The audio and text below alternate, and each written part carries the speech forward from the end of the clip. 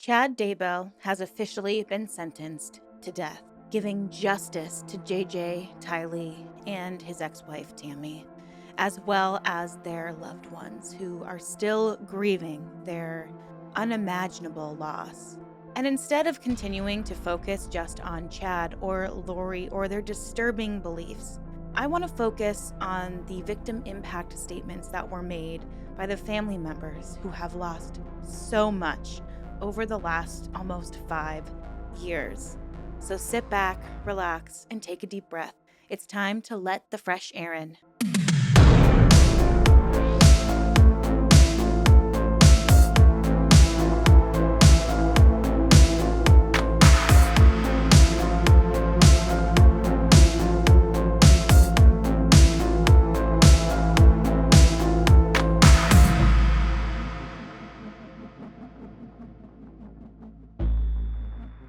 Hi, everyone. Welcome back, or welcome if you're new. My name is Erin, and I am fascinated by all things cults, true crime, and unique spiritual practices, and really just human behavior in general.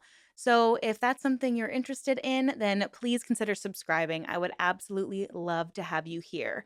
I also have a Patreon where you have access to a private chat with other supporters, and I'll be fielding a lot of my questions there. So I'll leave the Patreon link down in the pinned comment down below. So if you're interested in being a financial supporter of the channel, which I would so greatly appreciate, you can do so down at that link. It's been a whirlwind several weeks. I mean, this trial has gone on for so long, and a lot of people have felt like, especially with this outcome, it almost felt like a waste of time because we knew that he was going to be guilty. But everyone is entitled to a fair trial in the United States of America. And I think it's really good that we had one because not only did we learn so much more about Chad and Lori and their dynamic and the family members and the medical discoveries that were made throughout this process, we've also been able to really understand the impact that these terrible events made on Chad's family members. But before we get into those victim impact statements, before we jump into the victim impact statements, there were some highlights of the trial that I just want to talk about very briefly. It was really interesting throughout the trial how Chad Daybell's lawyer tried to keep distracting the jury from the topic at hand. He would steer a lot of his examination and cross examination into a different direction. And there have been actual lawyers who have reviewed every single day of testimony, and they say that he did a fantastic job because I was kind of thinking that Chad's lawyer would phone it in, considering just a couple months before the trial started, he tried to basically quit the trial because he didn't make any money doing it. Chad was no longer able to pay him. Something else that people are really fascinated by is the calmness and the stillness that Chad had the entire trial. It seems like he barely moved. And even if he did look at the screen where they would share evidence or at a witness, he would only really move his eyes and he seemed almost expressionless. He really shared no feeling of remorse, concern. For a lot of us, that's been one of the most enraging parts of this whole thing is learning and knowing that Lori and Chad, neither of them really believe they've done anything wrong, even to this day. CrimeCon was this past weekend, and Lori Vallow's sister, who is still in contact with Lori, made a statement and said that she, being Lori, still did not believe that she had done anything wrong, which just makes your brain want to explode. And if you're curious and questioning like how did this all happen, I did make a video breaking down the cult and mental manipulation aspect of this case. I went back into Lori and Chad's whole life in an effort to try to understand how a mother could get to that point where she would harm her own children because some man said so. It's so frustrating too because Chad still has supporters. A couple of his children actually testified on his behalf. They were still supporting him, besides, I think, one of his kids. And I think that's just so insulting to the families of JJ, Tylee, and Tammy because how come It seemed that everyone on Lori's side of the family was deemed evil or dark spirit, and none of Chad's kids. It seems like the focus was predominantly on people tied to Lori, and Chad wanted to get all of those chains, those things that were connecting her to her old life, away from her. So they were all deemed dark spirits, and I'm sure his kids were all deemed light spirits. Now, my absolute favorite moment in this trial was actually when Chad's own lawyer referred to the deaths of one of his victims as a murder instead of saying the night Tammy died. See, his lawyer was speaking with a medical examiner and he had to reframe a question, and he literally reframed his question by saying, "So on the night of the murder, wouldn't it be safe to say yada, yada, yada?" And so many of us who have been following the trial were like, did he literally just say what we've all been thinking for years? That he killed his wife? When a forensic pathologist um, is examining a variety of other documents that are not related to the medical reports and the scientific evidence, is that an example of confirmation bias? Objection, Your Honor, calls for speculation. Overruled. Is that an example of confirmation bias when you take into account all of these other reports, documents, statements of people who are not present at the murder? It's like the biggest Freudian slip in a courtroom. It blew us all away. I think that this verdict, Chad Daybell not only being found guilty, but being sentenced to death, it it creates a lot of relief for a lot of people who have been covering this case for a long time. I think that for me, it's always hard to justify the death penalty to me. It's really difficult for me to sometimes celebrate that happening. And what's even more mind blowing, and it's shocking that this is still a practice anywhere, but he might be sentenced to death by firing squad, which, whether or not you believe in capital punishment at all, I feel like that's one of the worst ways someone could go. But at the same time, if you commit heinous, heinous acts, then the result and the consequence should be massive. It should be major. Chad did not testify throughout this trial, nor did he make a statement during his sentencing. And it has many people wondering why.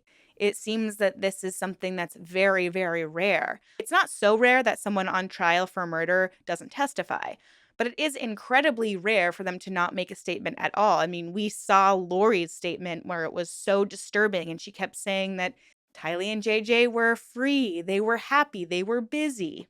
It's just so confusing to everyone. And what a lot of netizens are saying is that Chad Daybell is still trying to prop himself up as this silent, Jesus like, and I don't want to use this word, but victim in a way. He's being persecuted just like Jesus was because people don't understand the great work he was doing. Because don't forget, everyone, he and Lori were destined by God to lead and save the 144,000 people that were going to be saved. There's an element of like being reborn into this perfect world that's going to be taking place in Rexburg, Idaho. Everyone was going to be moving to the mecca of this new doomsday religion. But now the leader is sentenced to death for his wrongdoing. And hopefully this will wake some people up, including his children. But as a commenter on Reddit said, I have a theory that he wants to portray himself as a god in the eyes of his misguided children and Lori. He wants them to think he fulfills Isaiah 53:7, a prophecy that Christians believe was fulfilled in Jesus. And then this commenter goes on to quote the prophecy. He was oppressed and he was afflicted, yet he opened not his mouth. Like a lamb that is led to the slaughter, and like a sheep that before it shears is silent, so he opened not his mouth. What do you guys think? Do you think that he still believes himself to be a deity of sorts or to be like God or Jesus? I obviously don't. I think he's a symptom of growing up in a very fundamental cult. And so his mind is more open to these really, really strange perspectives and points of view. And I think he truly does believe that if he's not God, he has a direct line to God. And it's all just so disturbing. And like I said in my intro, I don't want this video to just be about Chad because I think we're all kind of tired of hearing about him and his story. And in the victim impact statements, I heard so much new information, and it's just so important to hear the true impact that the actions that Chad and Lori took had on their family members and those loved ones. I'm not going to share all of them, but I will share links so you can watch for yourself down below. I wanted to share some of the most powerful. We'll start off with Colby Ryan. This is Tylee and JJ's brother. He was incredibly, incredibly close with Tylee, and my heart really breaks for him because it seems that he really, really tried to get his mom to see her wrongdoing. There are recorded phone calls that he made to her, just begging her to understand and see the light, and she just couldn't. Not even when her son was begging her to wake up, to get out of this delusion. This man lost his whole family. When we really think about the victims in this case, we also have to consider Lori's ex-husband, Charles. We have to consider her brother, Alex, because I have my theories on what really happened to him as well. We have to think, of course, of JJ and Tylee and Tammy. How come all of these people start dying who are connected to this savior-like couple? And I think Colby was one of the first people to really start shedding a light on that. And he lost so many members of his family. And to see his mother change the way that she did must have been utterly, utterly heartbreaking. So let's watch his victim impact statement together. Are you here to talk about Tylee and JJ today? Yes. How are you related to Tylee and JJ? Tylee is my little sister, and JJ is my little brother. Did you prepare a statement to read today? Yes. Would you like to read that now? Yes. Go ahead.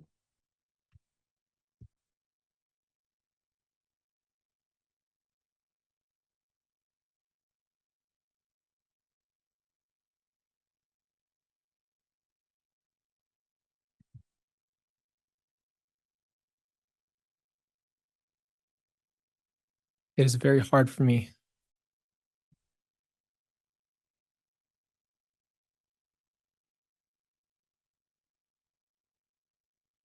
Very hard for me to put into words what it means to have lost my entire family.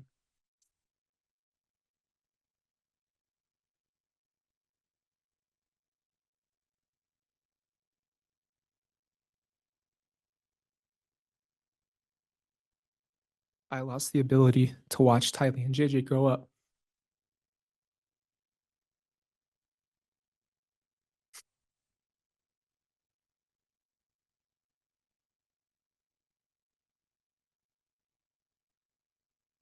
I lost my relationship with my little brother, which took years to build.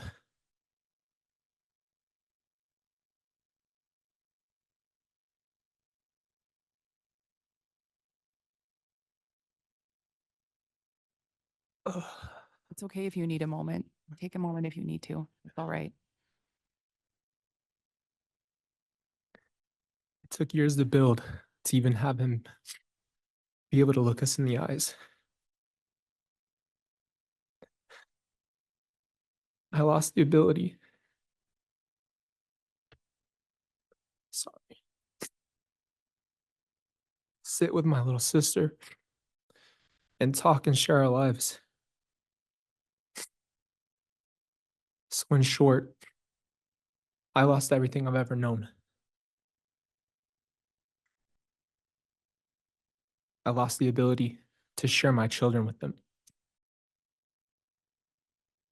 or have my children have the privilege to know them and be loved by them.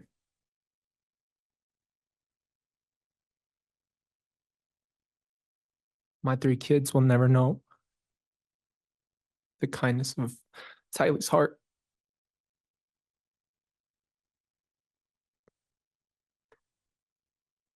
or JJ's silly and goofy personality. But more importantly, Tylee and JJ lost their lives. Tylee will never be able to travel like she always wanted to, or have a family of her own.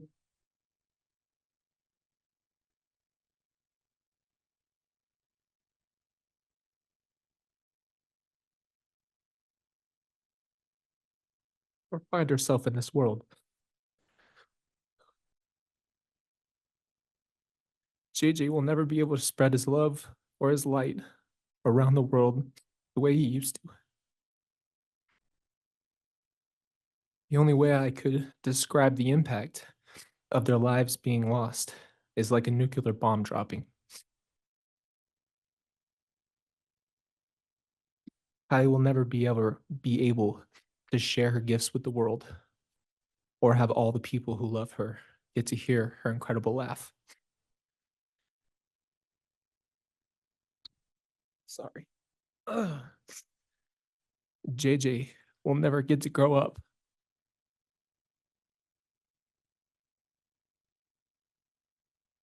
And share his one-of-a-kind personality with the world.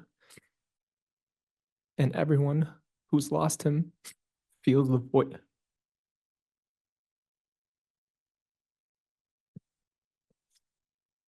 It's not an overstatement to say that I lost everything.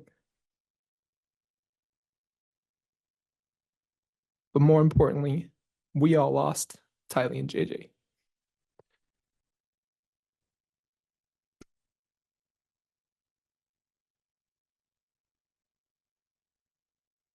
I stand here today,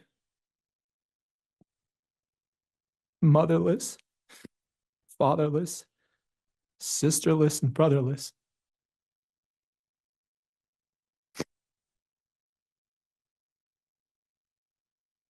The only course forward is to trust in Christ, knowing that he has them in his arms, and wait for the day that we all meet again.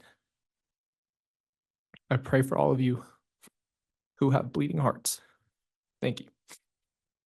What's really sad about his victim impact statement is it wasn't the first one he had to make. It was the second one. And since Lori has another trial coming up, he very well may need to make a third one. And just so we're all clear, a victim impact statement isn't necessarily so Chad knows or finally understands the harm that he caused. It's mostly for the people listening. I mean, of course, I'm sure, I would want the person that hurt my family member to know the pain that they caused. But if they cared about the pain that they caused, I would think or assume that they wouldn't have wanted to cause that harm in the first place. But I believe it's really important for the jury, the judge, and everyone in that courtroom, and all of us, to hear these statements. So with that, I want to move on to Kay Woodcock. This was JJ's grandmother, and she tells a really heartbreaking story about the love she had for JJ. It was always my understanding prior to this moment that Kay had requested that Lori and Charles take JJ in because it was just getting a little too difficult to care for a child at their age. But in her victim impact statement, she describes Lori as asking for JJ, asking to have, asking to basically adopt JJ because her and Charles wanted a son. And I can't imagine the complicated feelings one would have if you give this child who you took care of since he was born, since he was a premature baby weighing 2 pounds. I can't imagine the complicated feelings you would have. I mean, I'm sure she feels so much pain, so much regret, such confusion. She must have seen Lori change to a completely different person. And it just breaks your heart to hear. Today is an incredibly difficult and bittersweet day. I am filled with pride as I remember and speak about what an amazing grandson we had, and grief stricken at speaking about how devastated I am in his loss. I sit here today, try and explain the immense pain that me and everyone in my family continues to endure daily. But how do I do that? What words carry the strength and impact to really ensure you feel the joy and love that JJ created and the impact of his death? There aren't any. No words can truly describe and fully demonstrate the depth of pain his death has created in our hearts and our lives. The loss of a grandchild is immensely painful under normal circumstances for any grandparent. The death of a grandchild at the hands of another brings pain that is indescribable. If you remember, JJ was born with the name Canaan Todd Trahan. He was born May 25th, 2012. He would have celebrated his 12th birthday just a few short days ago. I will call him Canaan while I talk about his first year of life, because that is who he was then. He was born a fighter, 10 weeks premature, weighing in at a tiny but mighty 2 pounds and 14 ounces. From minutes of being born, he was transferred to a hospital with a neonatal intensive care unit where he spent weeks fighting to grow. He was about 2 hours old when I saw him for the first time. Seeing him, I knew he was my grandson. He was the mirror image of my son, Todd, his biological father. Todd has always loved him and always will. Canaan's death has changed his life forever. While he was in the NICU, I was only able to see him for a few minutes at a time until I was notified he would be released to us within days. 25 years since I had a new baby at home, and never a preemie with all their special needs. Larry and I didn't hesitate immediately. We said yes. The only place we wanted him to be was home with us. The night before he was discharged, I spent the night in a little room next to the NICU, talking to nurses, learning things that our little preemie grandbaby would need. The next day, it was time to leave. The nurse brought a wheelchair in and said, "Have a seat. We'll get you out of here." I looked at her, perplexed. I said, "I don't need a wheelchair. I can walk." She let me know that it was hospital policy. I sat in the wheelchair, took Canaan in my arms, and was wheeled out of the hospital like a new mama. I felt so much pride for this little baby who had not only overcome being born 10 weeks early, but also being born with illicit substance in his tiny little body. He was ready to come home well before he was expected. And my pride in him knew no bounds. We knew then that he was a champion and so special. That day began an amazing experience of raising our cherished little man. While Canaan had been in the NICU, he spent much time hooked up to machines and monitors that he didn't get to get snuggled all day, every day, like a typical newborn. The noises and routines of the NICU were gone, and it was such a huge change for him. His first night home, I bathed him. He cried so hard, and I cried along with him. My heart was so heavy with the disadvantages he was experiencing through no choice of his own. My husband, Larry, who is Pawpaw, asked me to give Canaan to him. He placed Canaan on his bare chest and wrapped his robe around him, gently breathing on his head until he stopped crying and fell asleep. It became a daily occurrence, part of our routine. He would hold him for hours so Canaan would feel loved, comforted, and secure. I saw my husband in a new light, seeing what type of daddy he was to a newborn. It was like Canaan made us young newlyweds.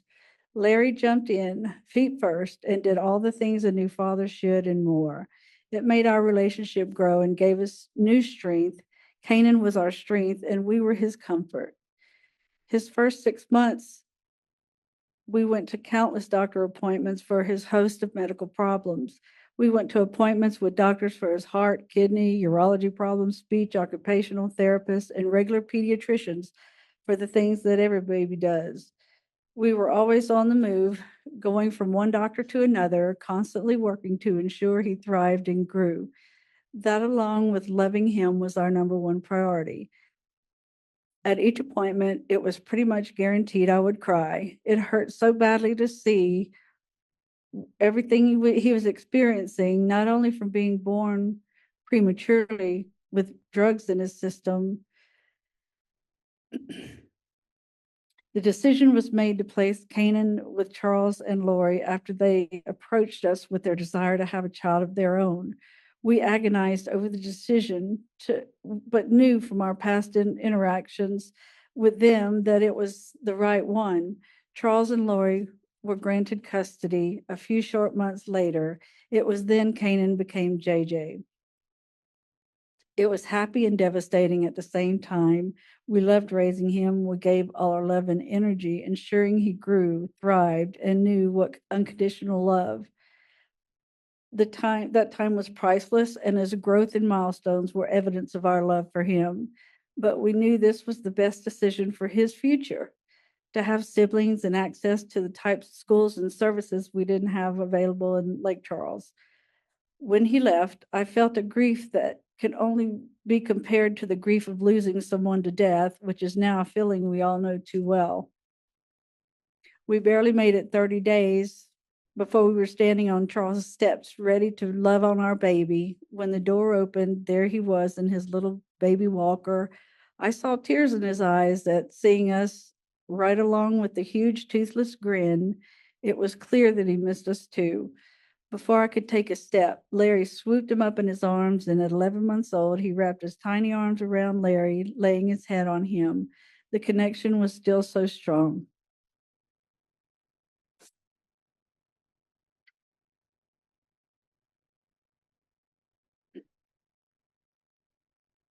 We never lost that special connection with our sweet little man, and we were always his love, comfort, and safety.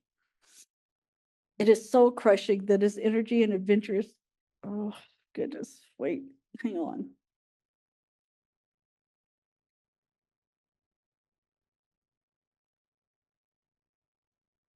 I made it a few months before I had to get to my JJ. So in November of 2014, I made my first trip to Hawaii, quickly returning once again in December with Larry. We would visit about every 4 to 5 months because it was such a long trip to Hawaii from Louisiana. One we were happy to make, and we stayed for as long as possible, normally 10 to 14 days. We needed to soak up as much JJ time as we could. I remember one trip in the winter of 2015, JJ stayed home with me while Charles and Lori went to church. I was making a big pot of gumbo.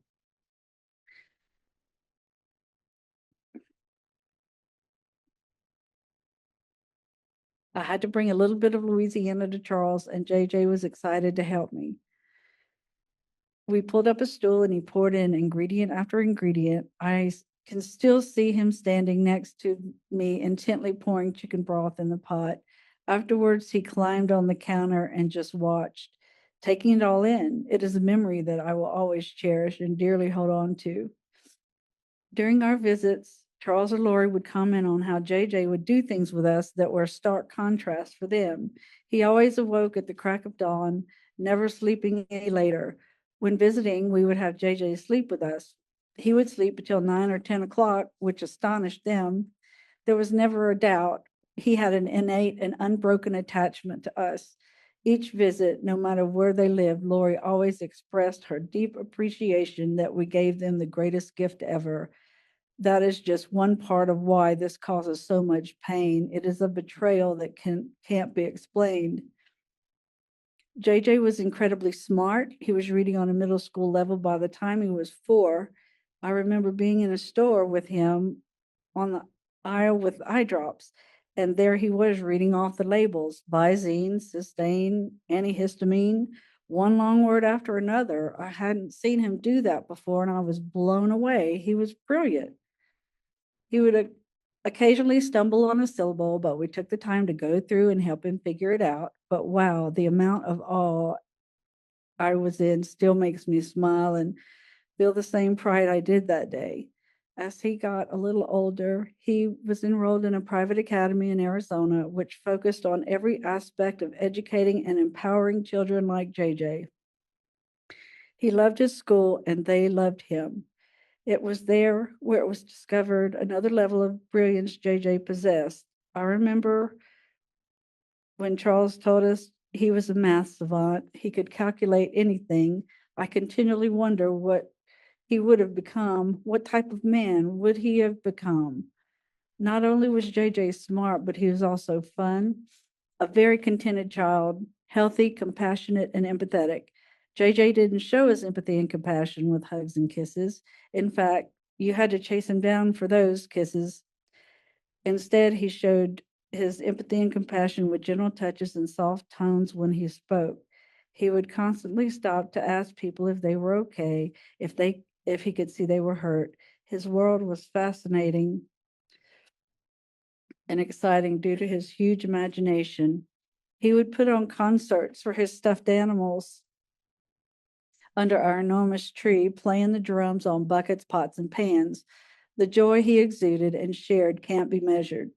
I loved watching him, taking him in and seeing how he approached the world. I never got enough of him. Now I've had all I will for the rest of my life and only have memories.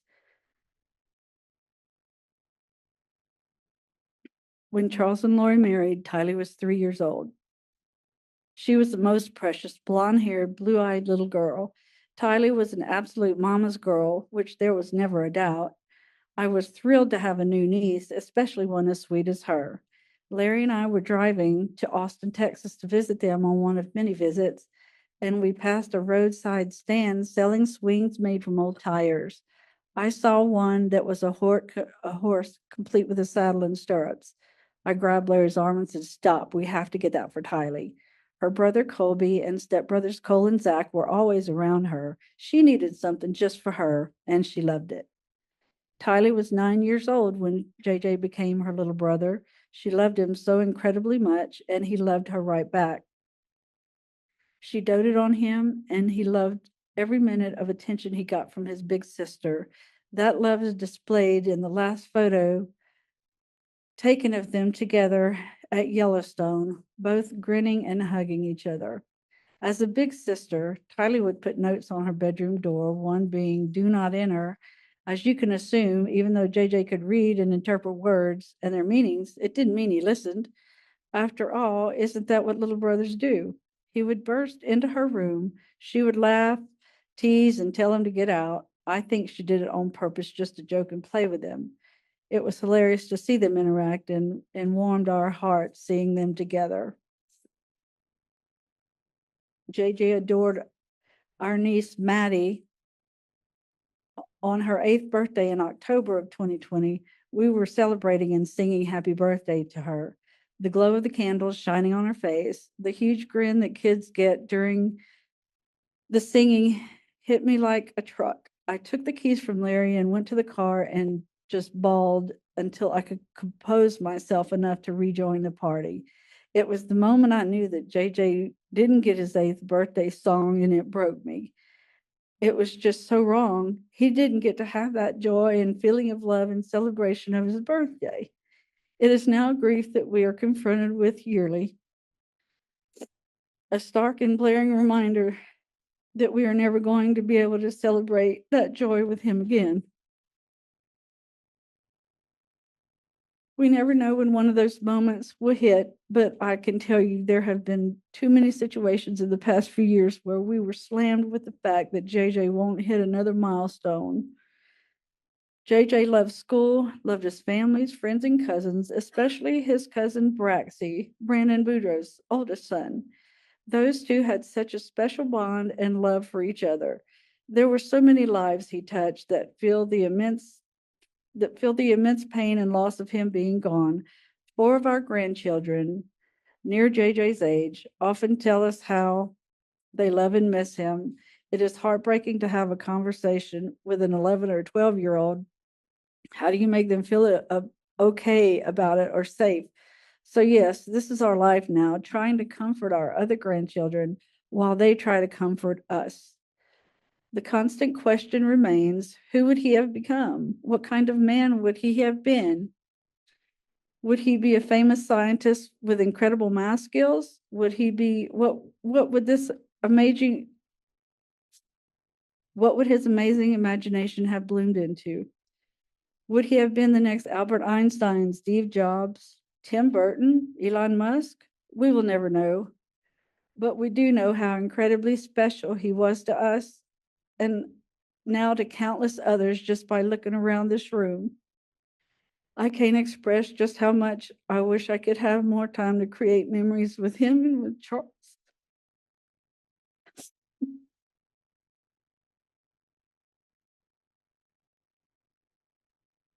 There's a hole in my heart and the hearts of every member of my family that can never be filled and will remain for the rest of my life. Thank you. Thank you. So, for this next victim impact statement that's going to be coming from Tammy's brother, for some reason it touched me the most. They all were very touching, but I don't know if it's because he's such a beautiful writer and speaker and you feel and hear the emotion in his voice. But I think his victim impact statement really illustrates how insidious all of this was. At one point, and you'll hear it, I'll share it here soon. He mentions that he didn't even know that JJ and Tylee existed until the trial and all of the findings started coming up, and he realized that the deaths of Tammy and JJ and Tylee could and were all connected. And I just think of that deception, that deep, deep feeling of being so deceived would weigh on you. And I want to know what you think about this testimony. It really, really is heartbreaking. Would you tell the jury who you're here to talk about today? I'm here to talk about my sister, Tammy. Thank you. Did you prepare a statement? Yes, I did. Would you please read that statement at this time?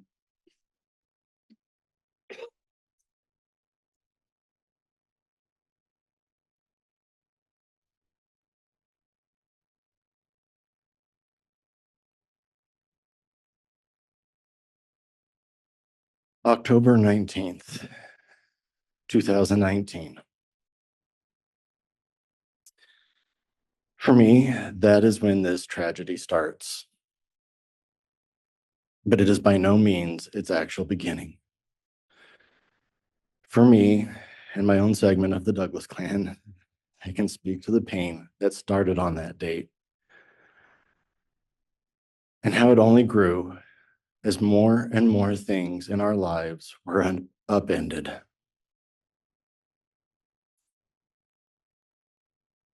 To those I speak to, I have come into this ordeal far into the timeline of things and have the thankful luxury of hindsight and having information neatly presented or as neat as life can possibly hand you in these circumstances.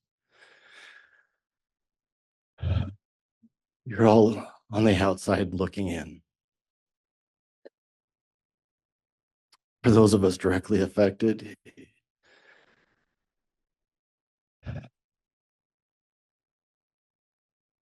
you'll hear from or may have already, we're finally getting to let our voices in some capacity finally be heard in a meaningful manner, and we lived it. Often, minute to minute, hour to hour, day to day. For my little family, which for a family of 10, who am I kidding? It's not little. And especially for me, it has been a nightmare that you feel never ends.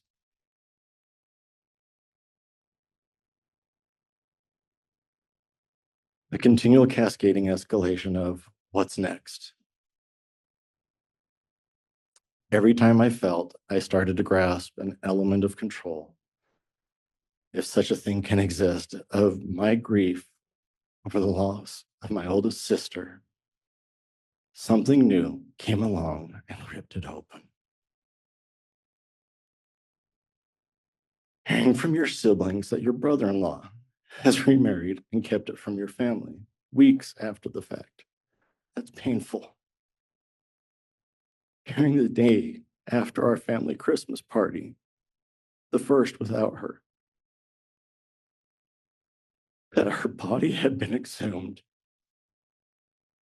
and at the time not knowing the depth of why. That is gut-wrenching. And then the world goes upside down and topsy-turvy further, like you're being caught in a cheap holiday snow globe, thrown about and feeling like everything is obscured. Missing kids? Wait, there were kids? Now my brother-in-law and his new bride have fled from Idaho to Hawaii for what? And everybody at this point knows the evidence presented, the details big and small, many I still can't wrap my head and my heart around. The chain of events more clearly than I need rehash. Things happened so fast. We often learned of things from news or social media before we could be contacted formally by law enforcement. I always felt sorry for the moments that happened to whichever detective or member of the prosecutor's office we'd hear from. Because news moves fast these days, and it is often far outside their control to warn us before we learn of it. From heartless media jackals looking for a sensational story. Thankfully, there's still good people that still exist in that profession too.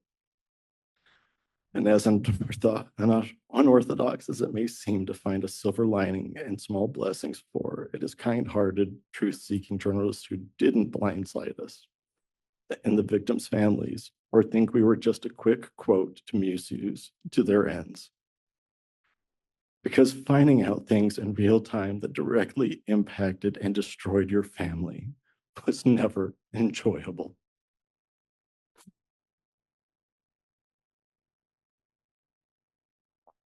Finding out how much deeper the rabbit hole went in this with no consideration for our pain. And the continued impact on us all. I don't wish that on anyone. And yes, I said destroyed because losing Tammy, who to me was the emotional heart and glue of our siblings group, was a slow and steady destruction of elements of our family as we knew it. Mom was so heartbroken that it only seemed to accelerate and compound her chronic health issues, especially her 30-plus year battle with leukemia. We lost her last year, just a little over a week away from now. It'll be a year on June 8th. As she seemed to finally be ready to lay down her proverbial sword and shield after a tumultuous spring of emotions tied to it all. I still remember the last normal conversation I had with her just 3 days before Mother's Day, when she went into the hospital for the last time and then was sent home on palliative hospice care until she passed.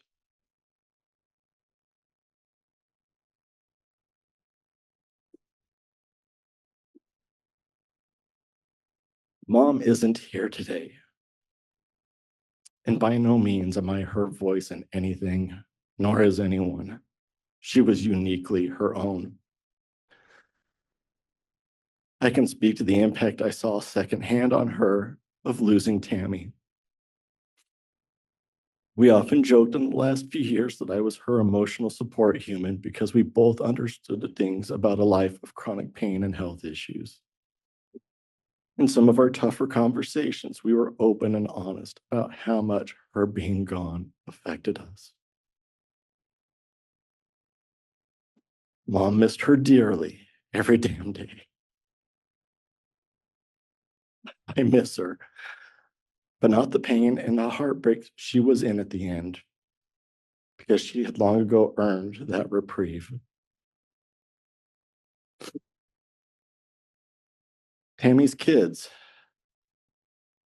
cut off contact with a lot of the Douglas side of the family for years after everything, and in some cases still do, in choosing to defend their father. I stand by their freedom to associate. Our freedom to associate is important to us as a society, but it is often a measure of a person by who they choose to or not to associate with. Having them not standing by their mother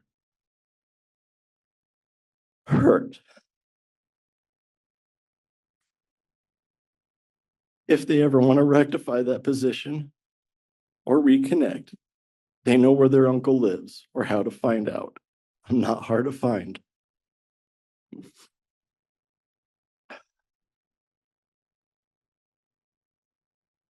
Family ties were broken.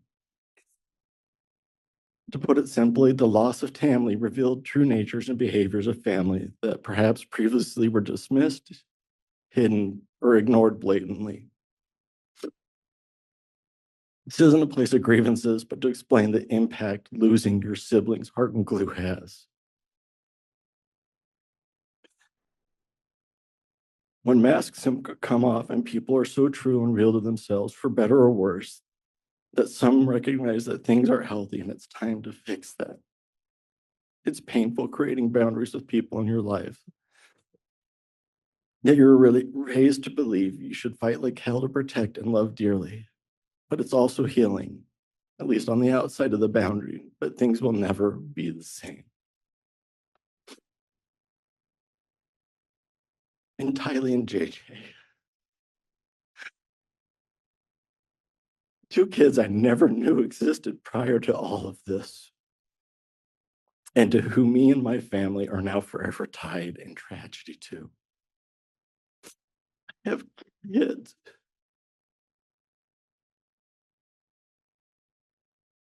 Close to their ages.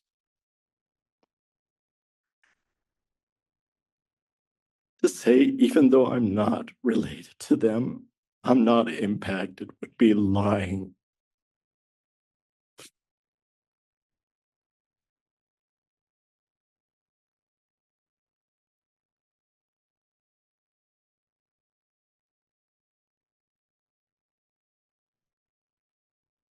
Larry and Kay and all of your family.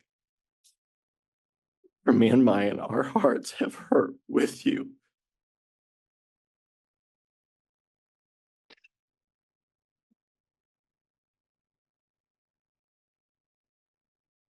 As I've seen yours hurt with ours over Tammy. We've been grateful to the fact without your tireless love for those children, would we even be here now? And you've been a voice for my sister when often others wouldn't have. Thank you. I think it's so important to hear these victim impact statements because, especially in cases that are as sensationalized as this one has been, I think it's really easy to lose sight of what's really, really important about these true crime cases that we cover. And it really is the victims. It really is the victims and the impact that these terrible things have on the victims' families. I myself have to remind myself at times that when I watch something that's a true crime, even if it's a documentary, whether it's a limited series, whether it's something I want to talk about and cover on my channel, I have to remind myself sometimes that I can't get so distracted by the sensationalism or how gruesome the details are and focus just on the perpetrator, the murderer, the killer, the terrible, heinous individual. I think that when we watch true crime, we are so curious about how a person can do such terrible things to another person let alone a child. And with the cult dynamic of this particular case and the fact that people were searching for these children for months, begging their mother to see them. And then it took so long for the trial to come together and all of the information that we learned and the weird doomsday cult aspect of it all. It creates this picture that is so sensationalized that it's easy to forget that these victims and the victims' family members are reliving this tragedy in their lives over and over and over and over and over again. And I think that when we either create true crime content or consume true crime content, we need to really remember that the focus needs to be on the victims and the victims' families. And my heart truly, truly goes out to everyone that is speaking out and has been speaking out and is sharing their story and sharing their connection and sharing the beautiful personalities of JJ and Tylee and Tammy. These people were innocent. They were loved and they loved. Tylee was described as somebody who wanted to travel. She was adventurous. She was really, really smart. She was direct. She would butt heads with her mom sometimes because she was very analytical. She was always in search of the truth. And apparently, Lori just wanted to believe whatever Mormon thing that she wanted. And that's probably why Tylee was deemed a dark entity. But I think it's also what made her so beautiful. I mean, to break away from your familial chains of being in this generations long culty belief system and you're starting to ask questions. She sounds like she was such a smart person. People focus on JJ being autistic, but he was wildly smart as well. He seemed to be a little mathematical genius, and by the time I believe he was 4, he was reading at a middle school level. He had so much potential in life, and it was pulled away because a guy wanted to be with a chick and become a cult leader. It's heartbreaking and disturbing and disgusting. Many people who knew and loved Tammy said that she was the backbone of that family. She was the reason Chad was so successful. She was kind and devoted and hardworking. Of course, she didn't deserve being murdered by her husband so he could continue his disgusting affair. I really hope that this video spoke to you, and I hope that it helps us to remember why we appreciate true crime and stories like this. I really do believe that telling stories like this one is really, really important. We need to better understand different cult groups and tactics and religious organizations and how people's beliefs make them do terrible things. We have to understand. I know there's this hunger, this internal need to want to understand why people hurt other people. That's partly why I love true crime, because I want to figure out the psychology of it. I want to understand something that is so ununderstandable. But what's most important is the fact that these innocent people lost their lives and their families are going to forever be impacted. And the more we talk about it, share it, the more they see it, the more it trends, the more these victims are going to see this and relive it. And of course, different family members of victims have different opinions. Some want the story to be told, and others just want to never think about what happened to them again. And I really hope that moving forward, I can approach this topic with as much integrity as I can. I hope that we all learned something today. I know I did. And I'll leave some references down below if you want to watch any more court testimony. Lawyer You Know had a really, really interesting and a fantastic series following this case. And I know he follows others. I really appreciated his coverage a lot. And I'll share some other interviews I've seen. And of course, those impact statements that I just shared. So you can watch all of them if you'd like. Thank you guys so much for your support. And thank you for tuning in today. Let's please send as much loving, healing, supportive energy to JJ, Tylee, and Tammy's family members. And please take care of yourselves. Please be safe out there. Remember to always ask questions and, of course, stay skeptical. Thank you all so much and have a great rest of your week. I'll see you in my next video.